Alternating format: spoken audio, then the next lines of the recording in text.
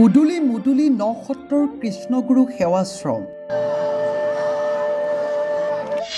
ভকত বৈষ্ণৱৰ সমাগম কৃষ্ণগুৰু সেৱাশ্ৰমলৈ। নসত্ৰৰ কৃষ্ণগুৰু সেৱাশ্ৰমত 31 জানুৱাৰীৰ পৰা আৰম্ভ হৈছে 12 দিনীয়া কৃষ্ণগুৰু এক নাম অখণ্ড কীৰ্তন। হয়, নসত্ৰ কৃষ্ণগুৰু সেৱাশ্ৰমত দেখিবলৈ পোৱা গৈছে উদুলি মুদুলি পৰিৱেশ। হাজাৰ হাজাৰ ভক্তৰ সমাগম ঘটিছে নসত্ৰৰ কৃষ্ণগুৰু সেৱাশ্ৰমলৈ। 31 জানুৱাৰীৰ পৰা আৰম্ভ হৈছে 12 দিনীয়া কৃষ্ণগুৰু এক নাম অখণ্ড কীৰ্তন।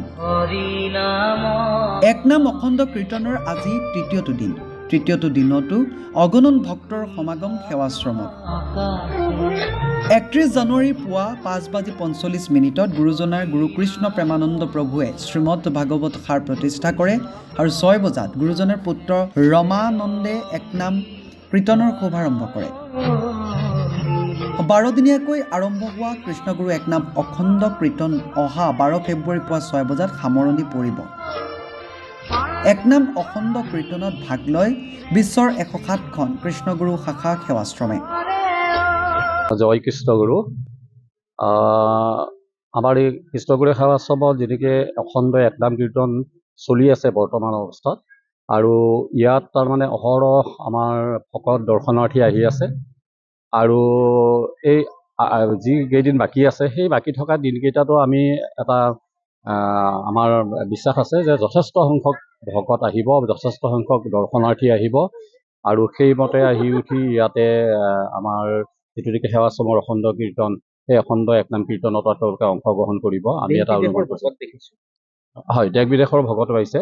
বাহিৰৰ এইবাৰ ভাৰতবৰ্ষৰ বাহিৰৰ ভকত এতিয়ালৈ আহি পোৱা নাই, কিন্তু অহাৰ সম্ভাৱনা আছে, যিহেতু নেকি এতিয়াও সময় আছে। কিন্তু ইতিমধ্যে আমাৰ বিহাৰ আৰু এলাহাবাদৰ ভকত আহি গৈছে, গতিকে তেওঁলোক বৰ্তমানো আমাৰ লগত জড়িত হৈ আছে, আৰু তেওঁলোকে এই অখণ্ড এক নাম কীৰ্তন শেষ কৰি হয়তো ইয়াৰ পৰা যাব। আৰু তদুপৰি আমাৰ যিখিনি নেকি অসমৰ যিখিনি নেকি ভকত আছে, সেই অসমৰ ভকত প্ৰায়খিনিয়ে আহিছে।